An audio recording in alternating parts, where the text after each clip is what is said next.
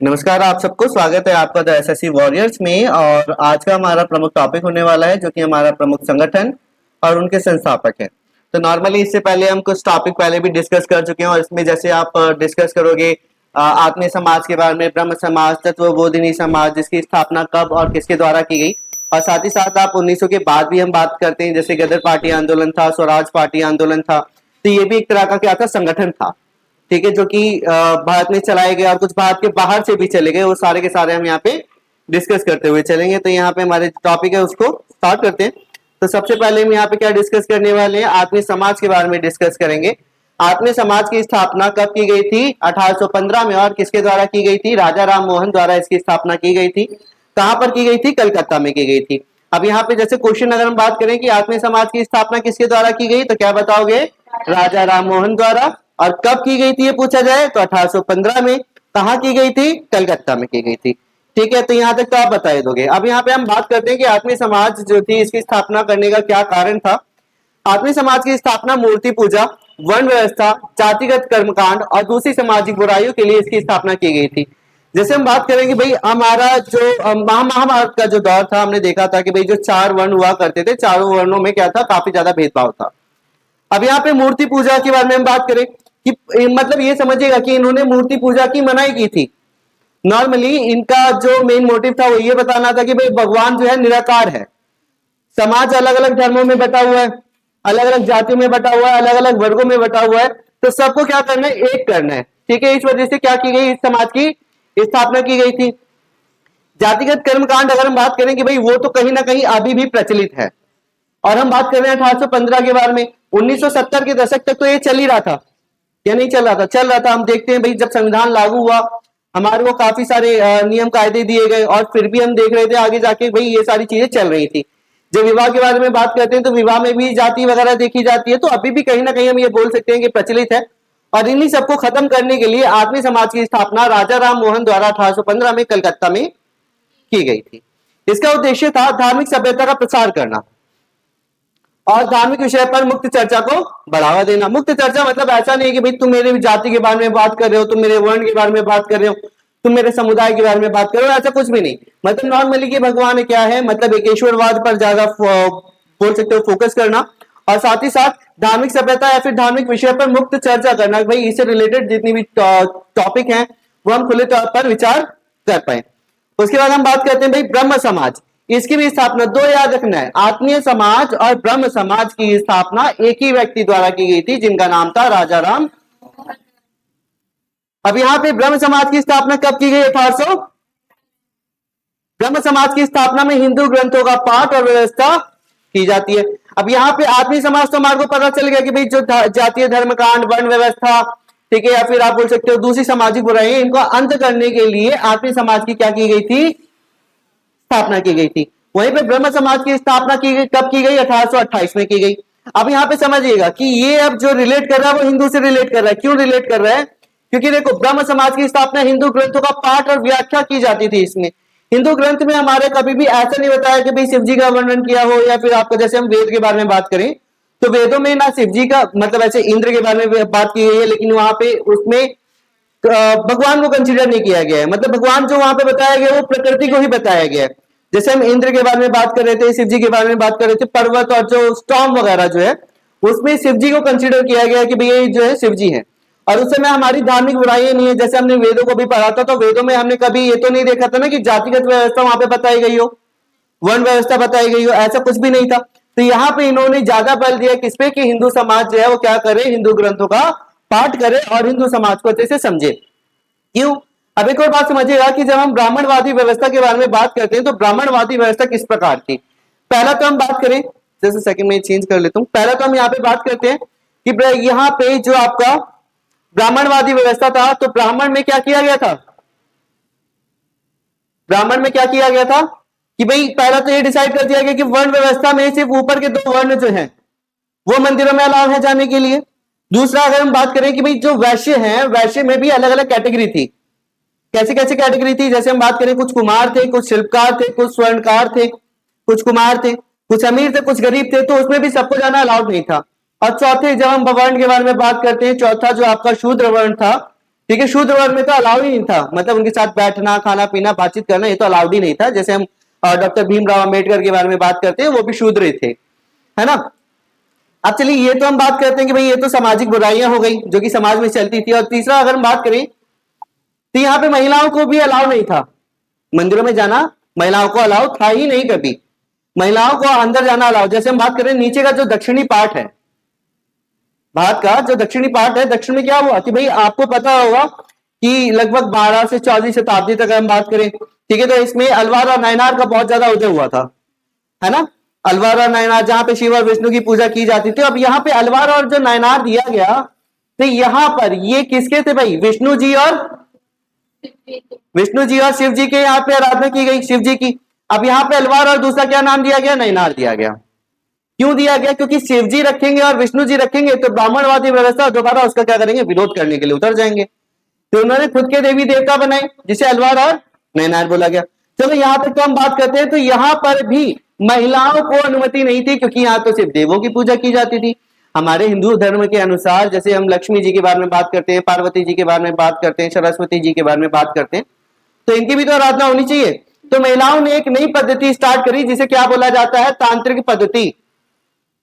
तांत्रिक पद्धति के अनुसार महिलाएं जो थी वो देवियों की पूजा कर सकती थी, तो महिलाओं को क्या हो गया?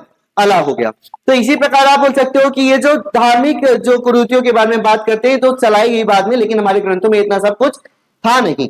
ठीक है, तो उसी के बारे में ब्रह्म समाज ने क्या बताया? भाई हिंदू पाठ का क्या करो? ग्रंथ करो, व्याख्या करो, उससे हमारे को हिंदू धर्म के बारे में और भी ज्यादा जानकारी मिलेगी। या फिर आप सिंपल तौर पर बोल सकते हो आत्मीय समाज और ब्रह्म समाज की जो मेनली स्थापना की गई वो किसके लिए की गई? ताकि हिंदू समाज को क्या मिले? बढ़ावा मिले।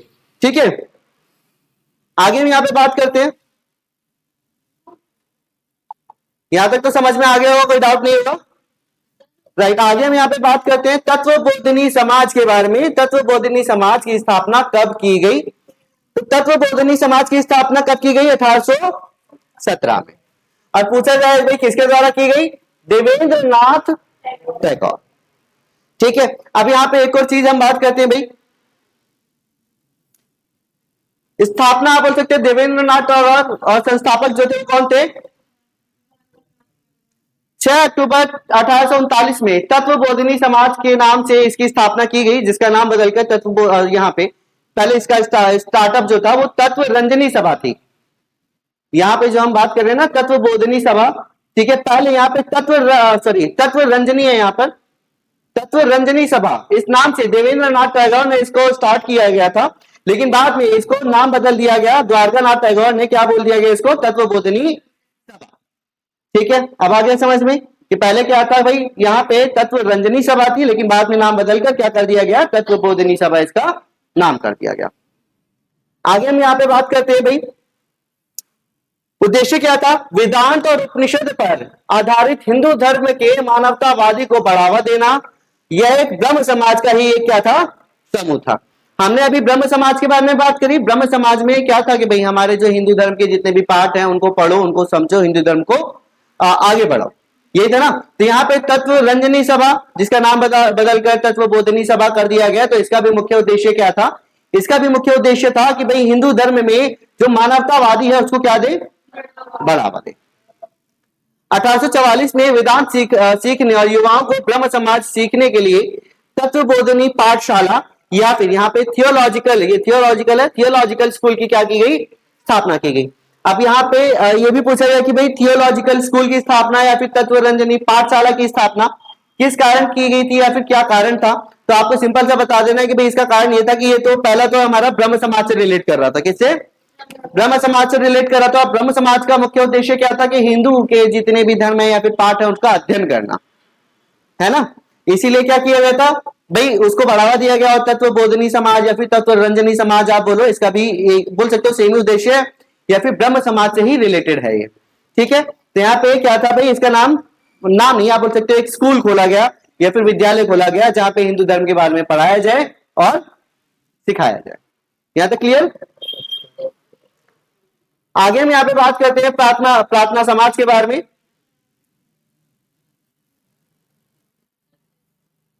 प्रार्थना समाज की स्थापना किसके द्वारा की गई? डॉक्टर आत्माराम पांडुरंग।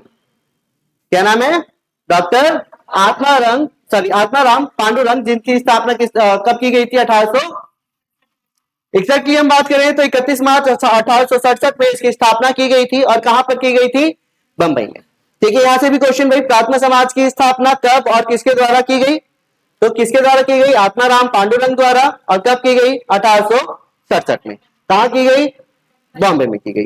संस्थापक आत्माराम पांडुरंग और महादेव गोविंद यहाँ पे रनाडे, यहाँ पे नाम है। या फिर मेनली अगर आपको याद रखना है तो आत्माराम पांडुरंग ही याद रखना है। दो व्यक्ति आ जाएंगे तो यहाँ पे गोविंद भी नाम आपको याद रखना है। उद्देश्य हम बात कर लेते हैं।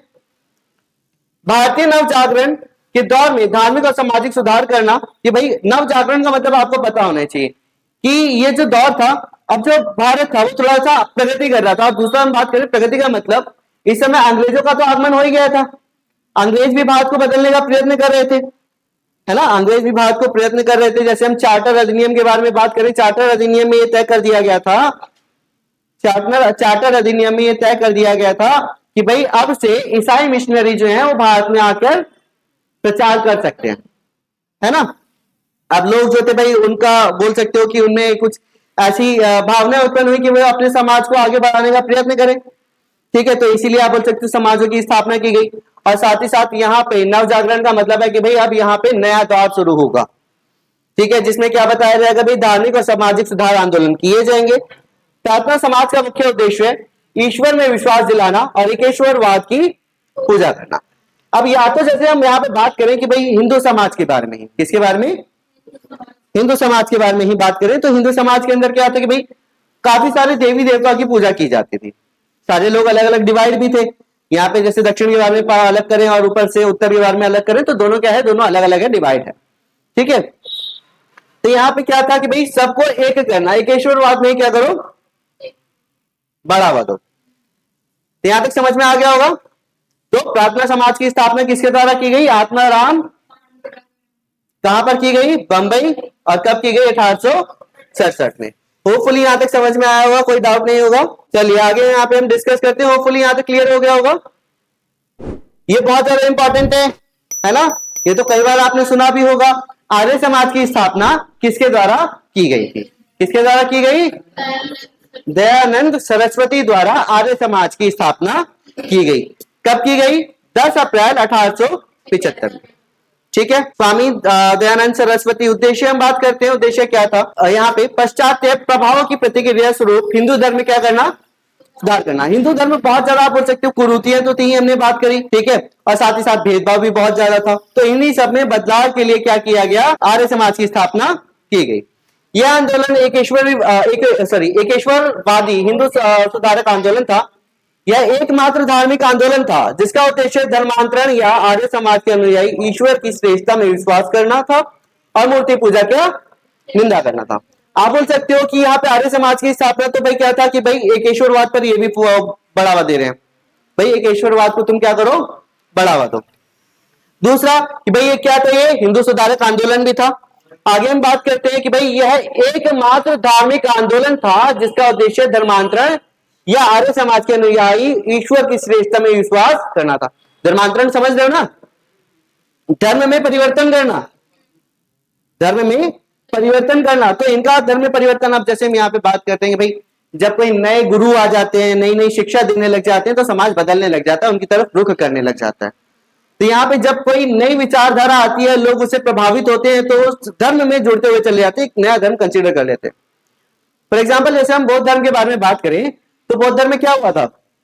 भाई जो आपका बौद्ध धर्म था तो उसमें क्या था कि भाई उनकी सिर्फ विश्वास था, या फिर हम बात करें उनकी बातों को फॉलो किया गया था ना लोगों द्वारा, बाद में एक धर्म कंसिडर कर दिया गया। ठीक है, तो यहां पर भी आप बोल सकते हो कि इसका जो उद्देश्य था धर्मांतरण या फिर आर्य समाज के अनुयायी ईश्वर की श्रेष्ठता में विश्वास करें।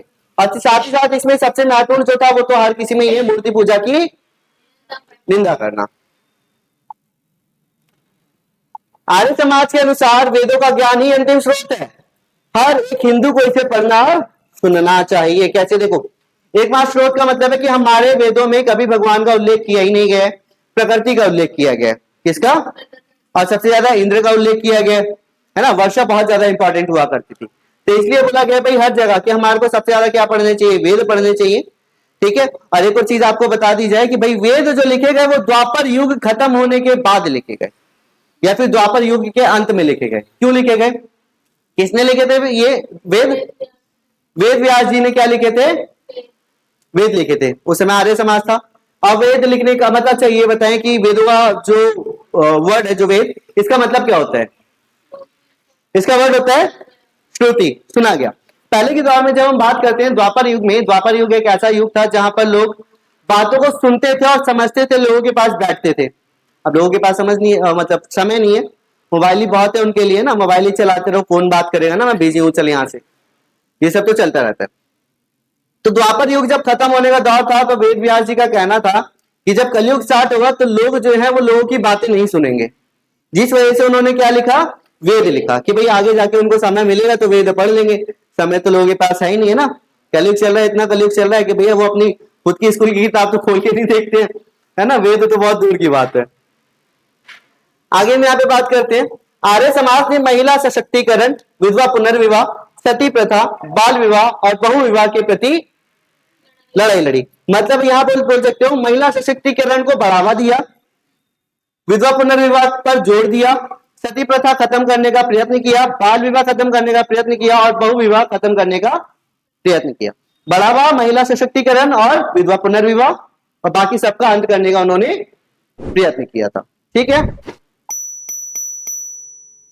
आगे हम यहाँ पे बात करते हैं सत्यशोधक समाज, किसके द्वारा इसकी स्थापना की गई? ज्योतिबा फुले द्वारा इसकी स्थापना की गई। किसकी? सत्यशोधक समाज की। ठीक है, अब यहाँ पे हम बात करते हैं इसकी स्थापना 24 सितंबर 1873 में की गई।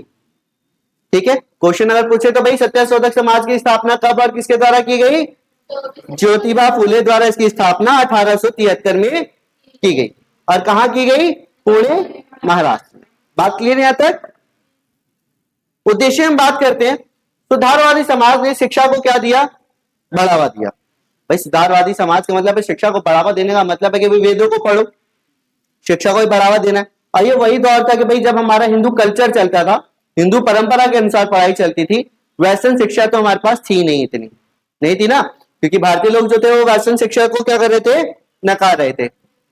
लेकिन अब तो पढ़नी पड़ती है ना, हमारे को आर्यभट्ट के बारे में इतना नहीं पढ़ाया जाता है ना, जितना फॉरेनर्स के बारे में बता दिया जाता है, विश्व के बारे में नहीं बताया जाता है जितना फॉरेनर्स के बारे में बता दिया जाता है। तो पहले आप बोल सकते हो कि जितनी भी थ्योरी वगैरह दी गई है हमारे को फॉरेनर्स की, वो ऑलरेडी हिंदुओं ने दी हुई थी, लेकिन हिंदुओं के बारे में इतना नहीं बताया जाता है, क्योंकि थ्योरिकल उन्होंने एक्सपेरिमेंट करके बता दिया, हमारी सिर्फ थ्योरी थी, इस वजह से उनको कंसिडर कर लिया जाता है।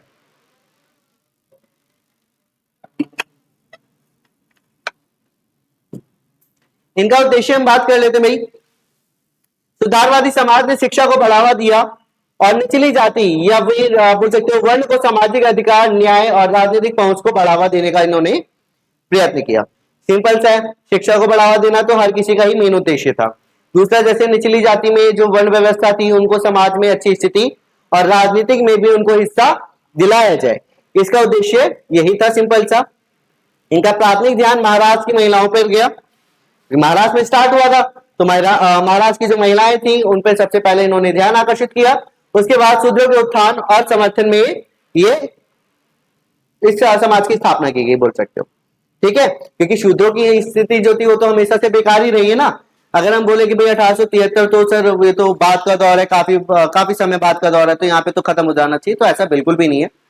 ठीक है, तो यहाँ पे और भी ज्यादा चल रहा है, और इवन अभी भी चलता है ना। कुछ ब्राह्मण तो ऐसे बोल देते भाई शूद्र है तू यहाँ पे कैसे आ गया, है ना। जैसे तुम्हारा बागेश्वर धाम है ना, क्या नाम है, यही तो है, बाबा बागेश्वर, है ना। तो ऐसे ही रैंडमली एक वीडियो देख रहा था, तो वीडियो में क्या हुआ, शूद्र था, ठीक है, तो वो कुछ दे रहा था तो उन्होंने लिया नहीं, कह रहे कि मेरे को छुओ मत, मेरे को ये जो सामान है आपका नीचे रख दो। ठीक है, तो आप अगर बोलो तो भाई ब्राह्मण कहीं ना कहीं ये सारी चीजें अभी भी चलाते हैं।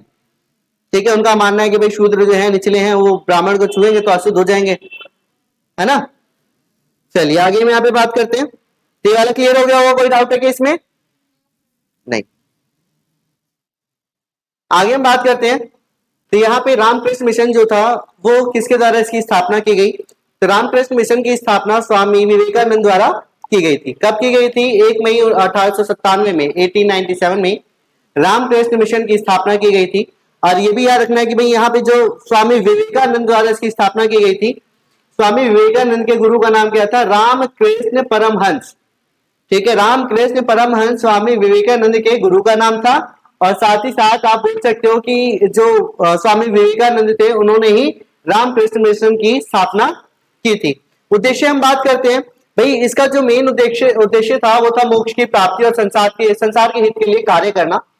जैसे हमारे को पता है कि भाई मोक्ष की प्राप्ति तो एक ही वजह से हो सकती है, भाई अगर आपको मोक्ष की प्राप्ति चाहिए तो उसके लिए आपको अच्छे कर्म करने पड़ेंगे। तो यहाँ पे कर्म योग का सिद्धांत भगवान के प्रति समर्पण और निस्वार्थ कार्य पर इन्होंने बल दिया कि जब आप ये सारे कार्य कर लोगे तो आपको मोक्ष की प्राप्ति हो जाएगी, और जो कि संसार के हित के लिए होगा। तो भाई अच्छे कर्म करोगे तो संसार के हित में कार्य होगा, सिंपल सी बात है। तो यहाँ तक आपको क्लियर हो गया होगा। आगे हम यहाँ पे डिस्कस करते हैं यहाँ पे सर्वेंट्स ऑफ इंडियन सोसाइटी, जिसकी स्थापना गोपाल कृष्ण गोखले द्वारा 1905 में की गई थी।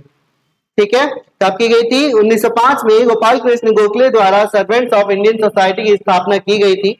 इसका मुख्य उद्देश्य था, पहले तो यहाँ पे समझेंगे कि गोपाल कृष्ण गोखले कौन थे। गोपाल कृष्ण गोखले गांधी जी के ही क्या थे? गुरु थे। ठीक है, और गांधी जी को दक्षिण अफ्रीका से किसने बुलाया था? गोपाल कृष्ण गोखले ने ही बुलाया था। आगे हम बात करते हैं, गोपाल कृष्ण गोखले समाज सुधारक और राष्ट्रीय उदारवादी कांग्रेस के नेता भी थे।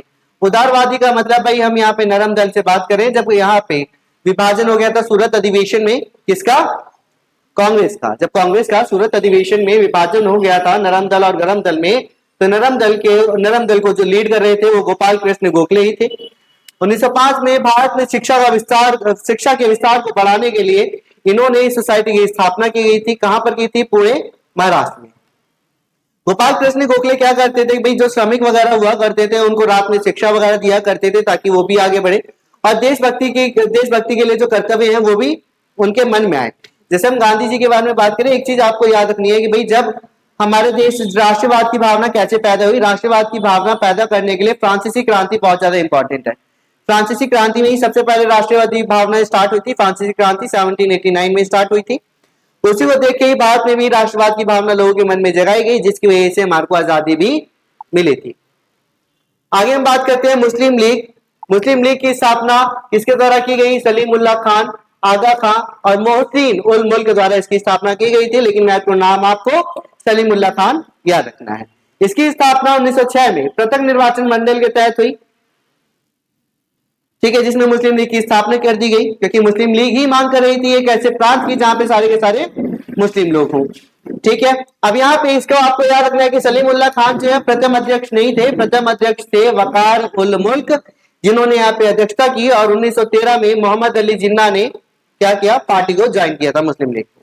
ठीक है, और यहाँ पे आपको पता है कि भाई 1909 में आप अगर पूछा जाता है कि भाई भारत का विभाजन की नींव कौन से अधिनियम ने डाली, तो आपको बताना 1909 का मार्ले मिटो अधिनियम ने उसकी नींव डाली थी। आगे हम बात करते हैं कि मुस्लिम लीग जो थी वो बंगाल विभाजन के बिल्कुल समर्थन में थी, क्योंकि बंगाल विभाजन जो था वो ईस्ट और वेस्ट में किया गया था, जहां पे एक तरफ क्या रहेंगे? पूरे मुस्लिम रहेंगे, और मुस्लिम को आप बोल सकते हो कि मुस्लिम वाला क्षेत्र जो था वो मुस्लिम बहुल प्रांत बना दिया गया। इसके अंदर ये भी डिसाइड कर दिया गया था कि यहाँ पे सिर्फ मुस्लिम व्यक्ति ही क्या करेगा? चुनाव लड़ेगा। ठीक है, इसलिए क्या किया उन्होंने? विभाजन का समर्थन किया। और इसी के विरोध में जो विभाजन हुआ, तो आप बोल सकते हो कि भारत के जो कांग्रेसी लोग थे उन्होंने क्या किया? इसका विरोध किया, जिसकी वजह से उन्होंने स्वदेशी आंदोलन चलाया। लेकिन स्वदेशी आंदोलन के भी विपरीत थे कौन? मुस्लिम समुदाय। वो नहीं चाहते थे स्वदेशी आंदोलन सक्सेस हो। आगे हम बात करते हैं भाई मुस्लिम समुदाय के लिए विशेष सुरक्षा और एक अलग से निर्वाचन मंडल की क्या की गई? स्थापना की गई।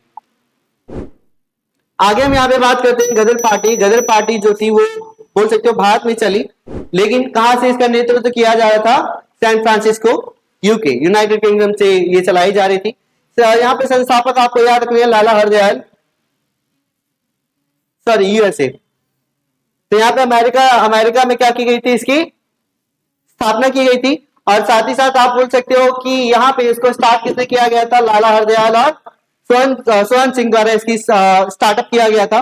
और साथ ही साथ आपको याद रखना है कि भाई इसका जो मेन उद्देश्य था कि भारत में लोगों को ये बताना कि आपको क्या करना है कि भारत में आपको अंग्रेजों के खिलाफ लड़ना है। ठीक है, यहाँ पे आपको मृत्यु मिलेगी, शहीद हो गए, तो सारी की सारी बातें इन्होंने ऑलरेडी क्लियर कर दी थी।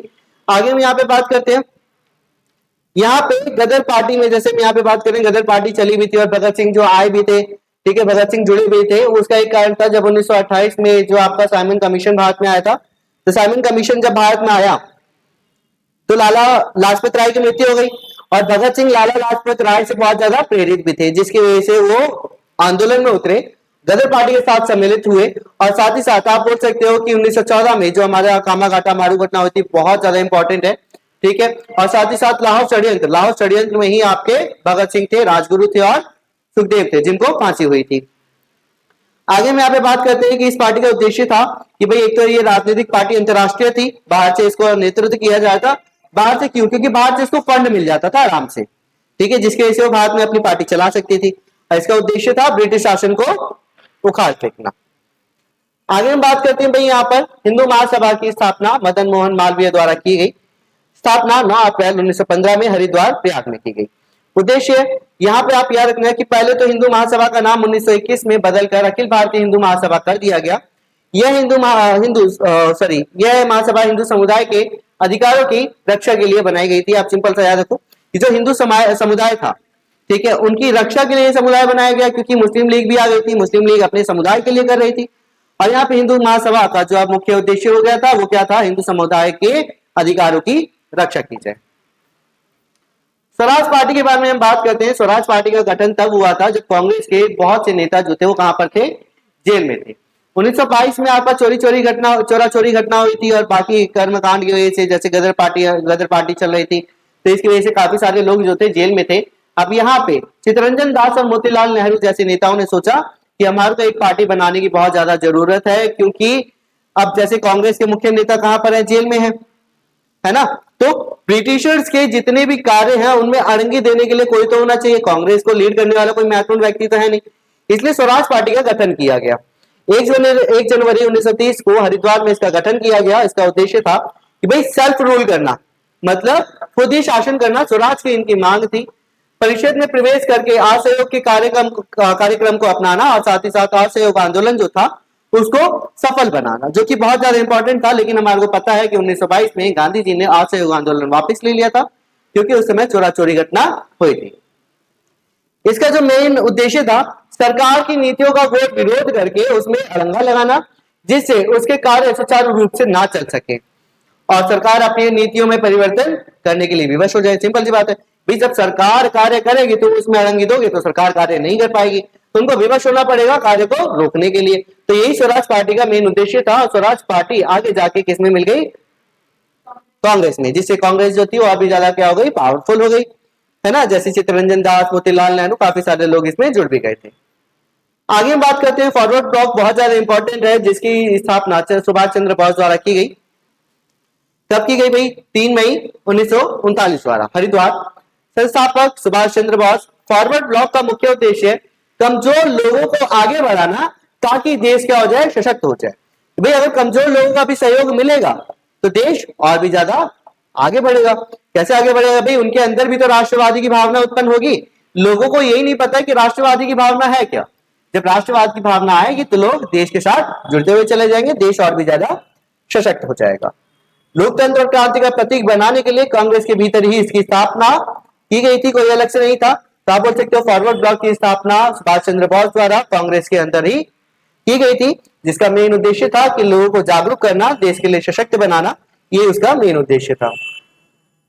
आगे हम बात करते हैं, बहुत ही ज्यादा इंपॉर्टेंट है, आजाद हिंद फौज, रासबिहारी घोष। आजाद हिंद फौज की स्थापना रासबिहारी घोष द्वारा की गई थी। कब की गई थी? 1942 में की गई थी, जब भारत छोड़ो आंदोलन चल रहा था।